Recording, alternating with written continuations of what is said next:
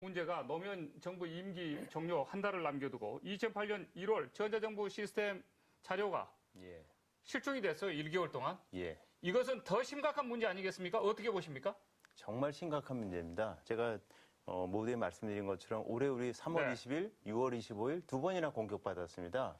근데 임기를 남겨두고 1월 8일 청와대에서 정식 공문으로 해가지고 1월 5일 날 처음에 요구가 있었죠. 1월 7일 날 정보화진흥원에서 전자정부 시스템 설계도 넘겨라. 못 넘기겠다 했더니 공문을 통해서 넘기라고 했더니 이건 나중에 사실은 어떻게 복사되는지 알 수 없는 외장 하드에다가 우리나라 전자정부 전체 34개 시스템 설계도, 구성도, 보안 장비는 뭐가 있는지, IP 주소, 비밀번호 전체 통으로 해가지고 외장 하드에 담아서 넘겼는데 한 달이 넘게 떠돌아다니다가 나중에 돌려줬다고 하는데 그 과정에서 이게 얼마나 복사가 됐는지 누구한테 흘러갔는지 전혀 알 수가 없습니다. 자, 국민들을 위해서, 시청자들을 위해서 그 전자정부 시스템이 어떤 것인지 얼마나 이게 유출됐다라고 하는 것이 심각하고 이것이 중요한 것인지 그리고 이게 북한으로 넘어갔다면 어떤 사태가 발생될 수 있는지 잠깐 설명을 해 주시겠습니까?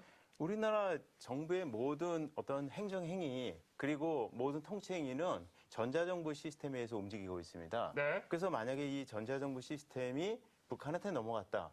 그러면 북한은 우리나라에서 이루어지고 있는 모든 정부의 어떤 통치행위부터 시작해서 행정행위 이걸 다 알게 됩니다. 그리고 이 설계도를 갖다 분석하게 되면 이렇게 됐으니까 이렇게 취약점이 있구나 알아가지고 언제든지 우리를 공격할 수 있습니다. 자, 국정원부터 청와대까지 어떻게 보면은 지금 현재 내부에서 부처 간에 어떤 일을 어떻게 도모하고 있고 뭘 다루고 있고 앞으로 뭘 계획하고 있고 부처 간에는 국정 일을 어떻게 서로 주고받고 협력하고 그렇지 않은가에까지 소위 말해서 청진기라는 거죠.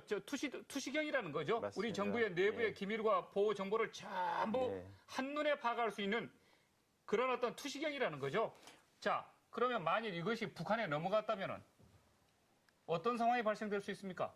만약 넘어갔다면 이제 한 달간 그 외장 하드에 담겨져 있는 그 설계도가 이를테면 우리 정부 전체 인터넷망을 다 또는 그 저장 시스템, 결제 시스템 모든 자료가 다 들어있는 그 서버까지 들어갈 수 있는 모든 설계도가 한 달 동안 어디에 있었는지 모른다. 그리고 아까 이제 교수님께서 공문을 통해서 달라고 이제 했다는 거잖아요. 근데 그 공문이 지금도 없어요. 그래서 그 공문을 통해서 달라고 했는지 안 했는지도 사실은 지금 모릅니다. 그냥 그렇게 주장을 할 뿐입니다.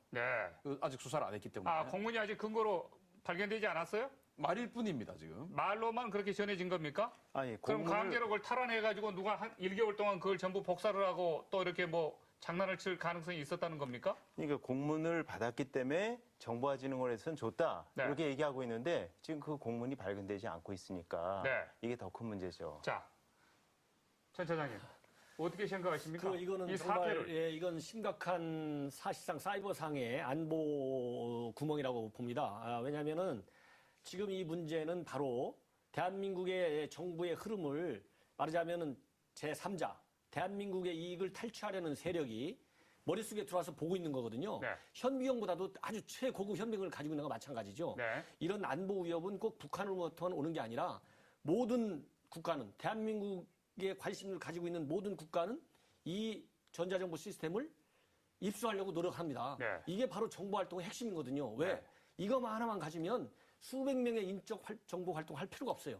이렇게 중요한 이런 전자정보 시스템이 유출됐다. 이건 국가안보의 큰 우회 사건이다. 그래서 이거는 앞으로 이 문제에 대해서는 철저한 수사를 통해서 이런 일이 일어나지 않도록 제도적인 보안 장치를 해야 되겠지만은 앞으로 반드시 정치적인 색깔과 관계없이 철저히 해야 되겠고 이러한 사태 예방을 위해서 사이버 그런 테러 기본법을 만들고 또 현재 국정원에서 운영하고 있는 사이버 안전센터라고 있습니다.